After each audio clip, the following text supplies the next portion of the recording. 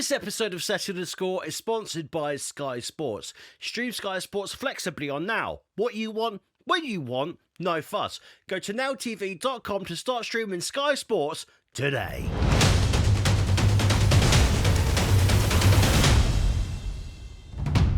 Yes, ladies and gentlemen, Happy New Year and welcome to Settle the Score. Let's look back on all of the action from the Etihad last night as Chelsea came back from the death. Joining me this morning is Amos from the City Ramble and Dave from the Chelsea Fancast. Amos, you were in attendance at the Etihad yesterday evening, yesterday afternoon. How fuming were you when Enzo Fernandez popped up with that 94th minute winner?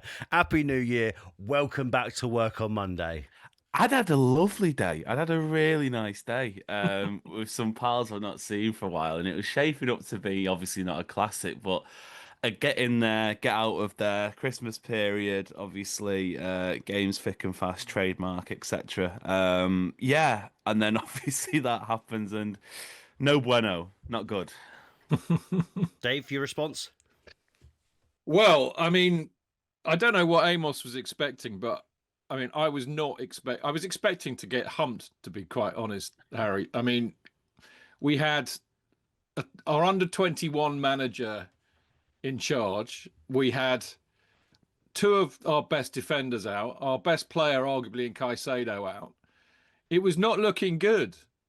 But I mean, it was amazing. I thought they defended, really well in the first half. I thought the goal was somewhat inevitable because they didn't have an out ball.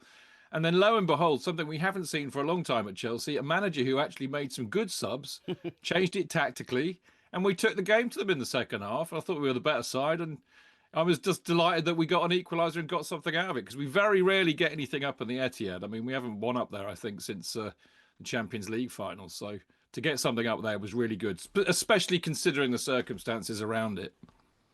Amos, it was only really a matter of time until Manchester City scored. The Reiner's goal was, brilliant finish. But are you, looking back on it now, hindsight, underwhelmed that you didn't capitalise on all of the chances that you had? It almost felt as if Manchester City were very nonchalant in the attack, using posh words here on talkSPORT. But, I wouldn't say lazy, but it was almost lacked that clinical edge as soon as they got into the box. I'll chuck another posh word your way, Harry. It was a little bit lethargic, which I think at this time of the year, even the fans after 2 weeks of booze and Christmas pudding and all sorts of trimmings and stuff, just felt a little bit heavy. And I think that is part and parcel of the Premier League season. Leagues across Europe, they go away, they have 10 days break. In Germany, it's like 3 weeks, something like that. In the Premier League, it just ramps up. And look, it's not an excuse, but I think you've got to be realistic. And that was it. I reckon the game where it started catching up with City in the second half, we see the two centre backs, possibly two of the best centre-backs in the league this season, go off injured in quick succession. But in the first half, it did feel like City had an opportunity to put their foot on the gas, but with no Jeremy Doku, he's just come back from an injury. to Gianni Reinders, who was great in terms of getting the goal. He was being asked to play a little bit out of position, sort of coming in off the left-hand side. It felt a little bit easy for Chelsea to defend against. And, I don't disagree with Dave there saying that Chelsea defended well, but I think Erling Haaland, apart from the time that he clatters the crossbars, like back-to-back games where he's looked a little bit quiet. And again, you can understand because these guys have played a lot of football, but that's not going to win you matches, unfortunately. No pity points in the Premier League. Dave, what is Badiashile doing for that opening Manchester City goal? Well, what he always does, Harry. I mean, he's terrible usually. And I mean, that was when I said it, the goal was inevitable. So was a Badiashile error in failing to clear the ball properly and allowing them in. It was a very good finish by Reinders, I have to say. I mean, normally I'd question the keeper getting beaten on his inside post, but actually it was a super finish. But that having been said, I thought Badiashile was okay for most of the match. As I said, I think they defended really, really well, and there were some great last-ditch tackles coming in from players that a lot of Chelsea supporters have got a bit of an issue with the lack of squad depth and quality. I think we've got a very good first team, but beyond that, I mean, considering all the money they've spent as well. But Hato's hardly had a chance. He came on. I thought he did really, really well. Joshua Chompong's been underused by Maresca. thought he did okay. I mean, they're young, they make mistakes, but Badiashile makes more than most, it has to be said. But as I said, I thought overall he was quite good yesterday. It feels like a really good energy about Manchester City at the moment. But, I mean, there's now a 6-point gap between City and Arsenal at the top of the Premier League. 2 draws on the bounce. I mean, Dave, we're in a position, and both of you, we're in a position, Amos, you being a Manchester City fan, Dave, you being a Chelsea fan, we don't want Arsenal to win the Premier League title. The first time in what year is it? 2026 now. When was the last time we won it? 2 decades. 04. It's going to be 22 years. There needs to be a stop. City were the last chance, and you look over the 0-0 to Sunderland and Enzo Fernandez picking up that 94th minute goal. Amos, how are we going to rescue football? And I can't believe that I'm asking Manchester City to rescue football.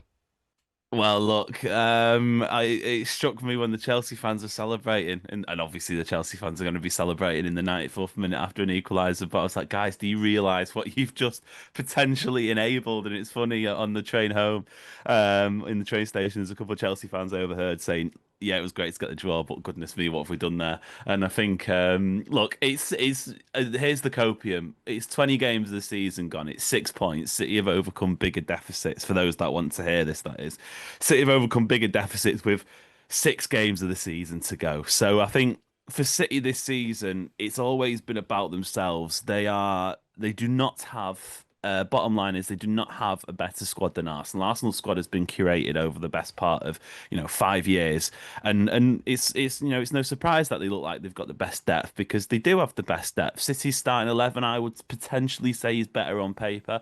So it's about City, in my opinion, just being there. 5 points with the game against Arsenal, which I think is 6 to go until the end of the season. City win that. I know it's a big if, but if City win that at home, it's 2 points. And then Arsenal have got to see out a 2-point lead with 5 games to go, and history would tell us that perhaps maybe they wouldn't. Dave, do you sort of wish you surrendered those No. at that point? No, Dave.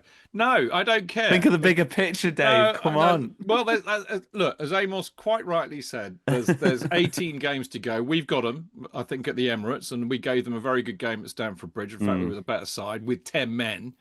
They've got to play City as well. And it's a long old season, and they're still, I mean, we've got them in the Caribou, haven't we, next week? So there's that, the FA Cup, they might go deep in that. Champions League, of course, they're doing very well in that.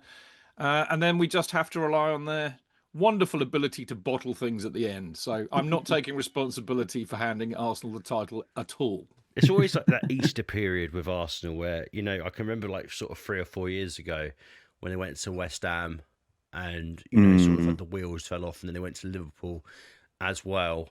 I'm praying for it. I mean, I wouldn't mind if Arsenal won the title like 3 years ago, but the constant trend of them bottling it is just absolutely insane.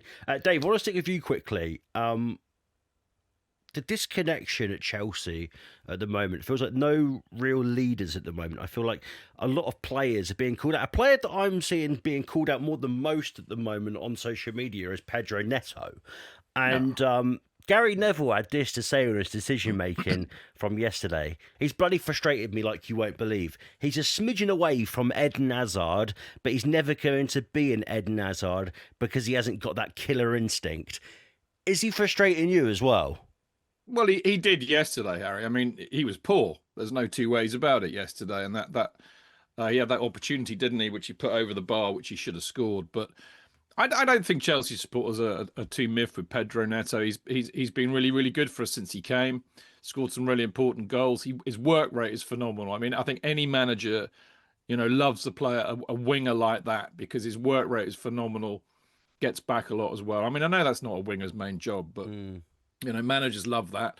And I think he's great too, and he's been really good for us. I mean, the reality is we've got a problem with all of our wingers, really. I mean, Estevo obviously is the one shining light, but I thought it was a bit too much for him yesterday, and we looked a bit vulnerable in the midfield. So I could understand the change, but we don't have an Eden Hazard, that's for sure. And I don't think Pedro Neto's going to ever be in the same conversation as Eden Hazard, but very few footballers would be. But no, overall, I'm a fan of Pedro Neto, and I just think he had a bit of a poor game yesterday. Amos, where are you standing on Enzo Maresca's future? Because obviously He left Chelsea last week, and there's been these constant talks that he's going to be the successor to Pep Guardiola at Manchester City. I've been wanting to pick your brains about this for a couple of weeks. Where do you stand on everything that's going on with that chap? About as far away possible from it ever becoming reality, if I'm being honest. And this is not to dig out Enzo Maresca. I think he's a capable coach and certainly has the potential to turn into one of the best in Europe. But there's a certain pedigree of manager that I think can only replace somebody like Guardiola, and it's kind of similar to how we've seen it play out in the past with the likes of Alex Ferguson and Arsene Wenger at Arsenal, because you're going into a place where, for what has now been 10 years. This is speaking on the hypothetical that Pep leaves, obviously, in the summer. You're going into a place where a really successful manager, a game-changing manager has been there for a decade.